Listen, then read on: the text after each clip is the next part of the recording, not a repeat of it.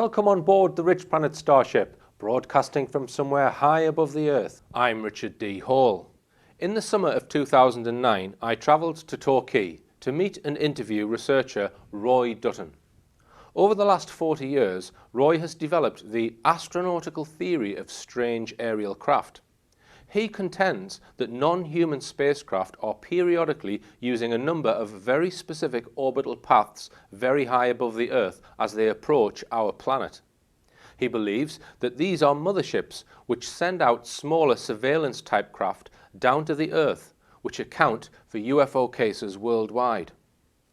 By analysing the times and locations of UFO sightings over many years, using his knowledge of space aeronautics, he has specified the orbital paths he believes the motherships are using.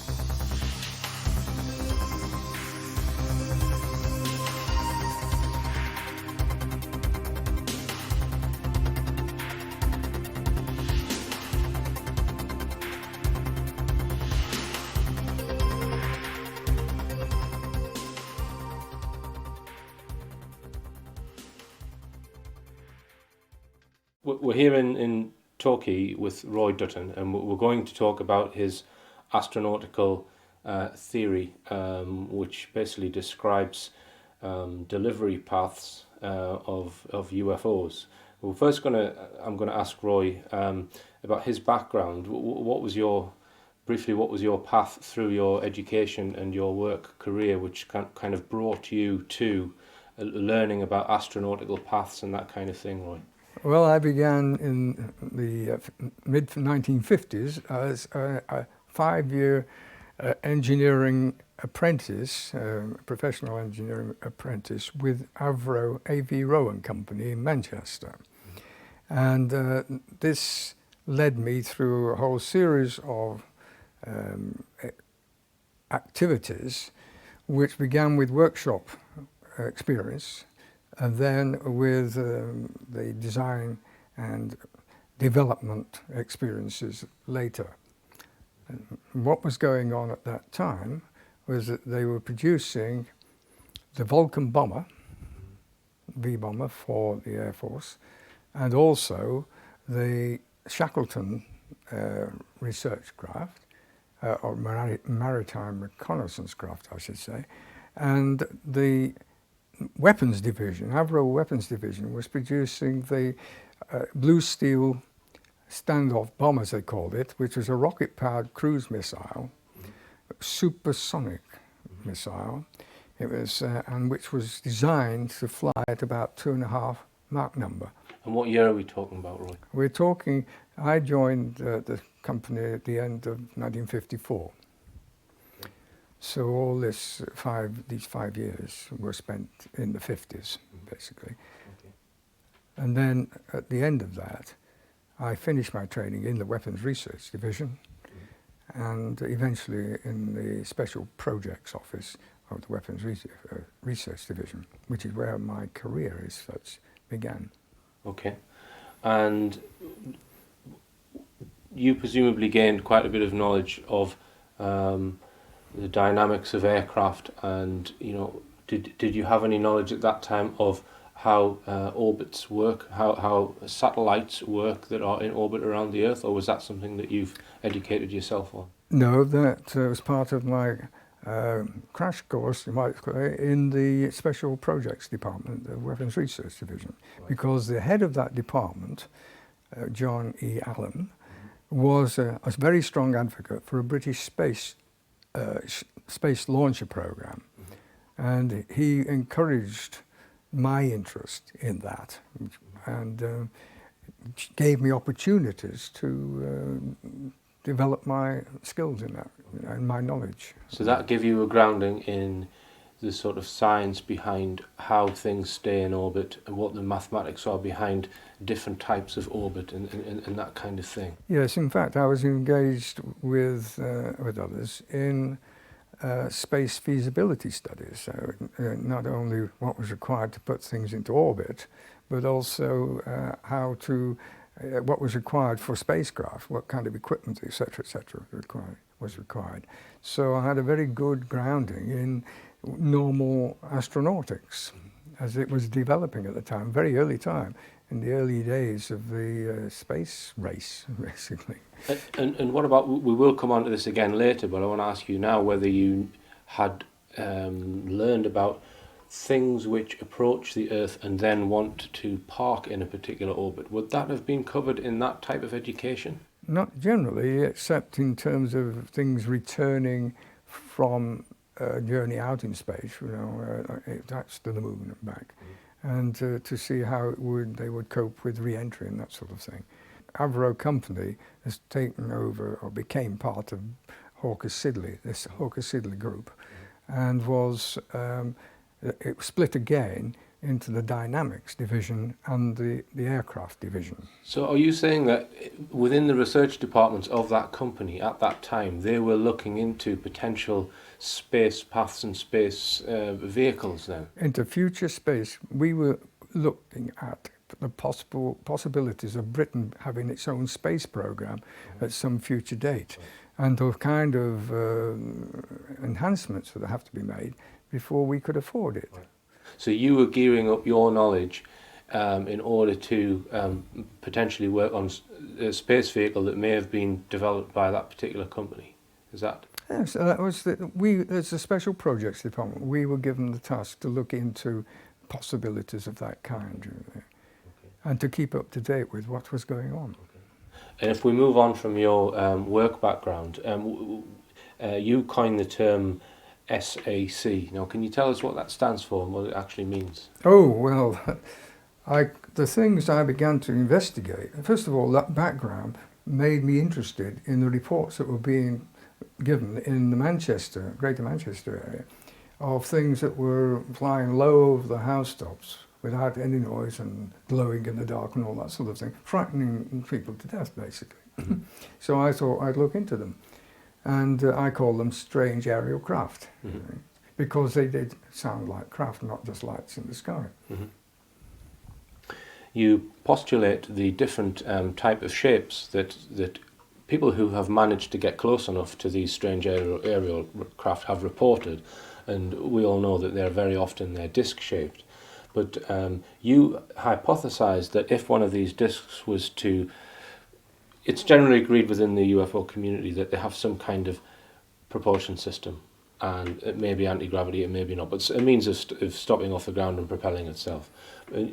I believe that you hypothesized that what would happen if that craft suddenly switched off its propulsion system.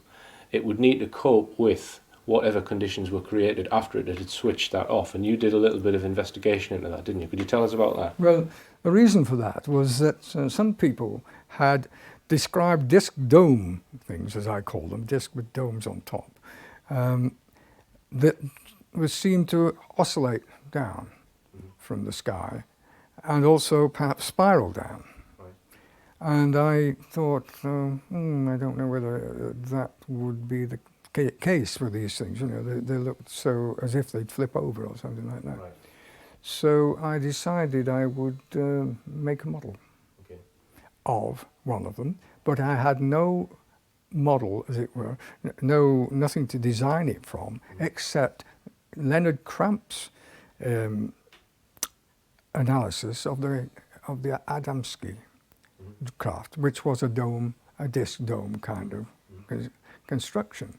So I built a scale model of that, only 6 inches in diameter, and I tried to figure out how the weight distribution might be have been created, and to check out the oscillation rate and so on beforehand. Then I tried dropping that model from a great height, the highest step ladder I can find, basically, and watched what happened. And I discovered that, sure enough, it oscillated down like that very nicely, quite rapidly, quite quickly. And if I put a bit of spin on it, it would then spiral down. Okay, so it wouldn't flip over. I timed those drops, and I worked out what the mean rate of fall was, and then scaled that up to what I thought might be the full scale, which was again a guideline from Adamski, which said it was 35 feet in diameter. So I scaled up the effect from the small model to that scale, and I found that the rates of descent were very similar to those described by the eyewitnesses. So it seemed to me that one explanation for this oscillating behavior was in fact an aerodynamic effect of the thing dropping, losing height by either of those two methods. You see. But so it was in free fall, but undergoing air resistance as it fell. Yes, and with the air breaking up, breaking off it. Okay, and then you then started doing analysis of lots of different reports of these strange aerial craft, and I believe that you did some analysis on sightings from 1967 on a map. Well, that's where it all started, in 1967. That's where all these, in the late summer of 1967, that's when all these sightings started to occur. Right. And so it started from there. And in addition to analysing the things that were being described, and the colours and the changes of colour and all that sort of thing, as the thing changed its attitude, I also checked where the things were concentrating on, where they seemed to be concentrated, right. And looked at the areas right. where these occurred, and also the kind of things of interest, perhaps human interest, that could be associated with them. So you plotted a map of the UK where you had a point for every sighting of a similar characteristic, and what did you find from that 1967 map? Well, I found very surprising sort of results, because I expected there might have been, if they were coming from outer space and they were actually investigating our development here, that they might be interested in our technology. Yeah. So I was looking at things like transmitting stations and railway airports and that sort of thing, and also reservoirs. But as a last minute sort of thought, and the reason for this was, I'll tell you about shortly, I added historical sites, marked historical sites that were on the map, ordnance survey maps. And the reason for that actually was because the first analysis I did of the distribution of these events in northern England mostly, well, down to the was that one of the centre line of that very narrow band of only 35 miles wide actually went through Stonehenge. Right. Also, if I put a path, rather a band, twice that width across the southern county, southern county's sightings, and put a centre line through that too went across the other line at Stonehenge. And I thought, well, that could be just a fluke, Yeah. It wasn't something I took very seriously, but I added to the list of the things I was looking for when I did the other analysis. Okay. So you compared all of these different locations with locations of motorways, of ancient sites, and nuclear, perhaps military bases or something like that. All different things. Yes. And what did you find was the most common thing where UFOs were being seen next to them? Well, the amazing thing was that 77% of all the sites had ancient connections. Right.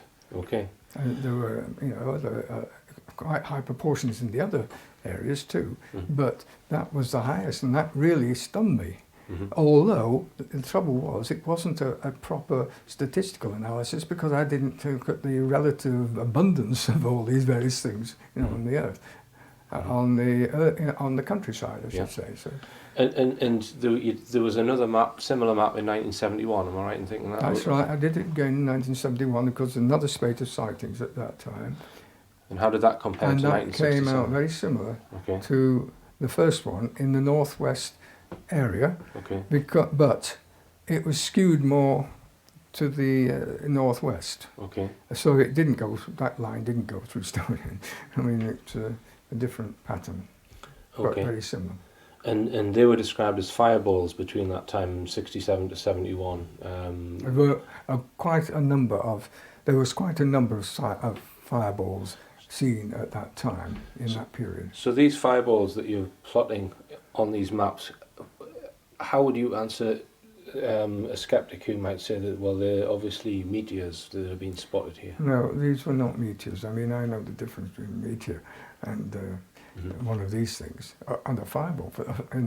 I thought they were more like plasma balls of plasma, glowing plasma. They didn't. They could be very slow moving, very bright, and yet they didn't seem to be leaving any trail behind them. They could move very quickly sometimes. They manoeuvred sometimes. And I thought, well, this sounds as if they could be it sounds as if these could be being artificially controlled. Right. Okay. So some kind of intelligence behind their... So I took them in account of them, though I didn't count them as strange aerial craft, basically. Right. I mean, they were something else.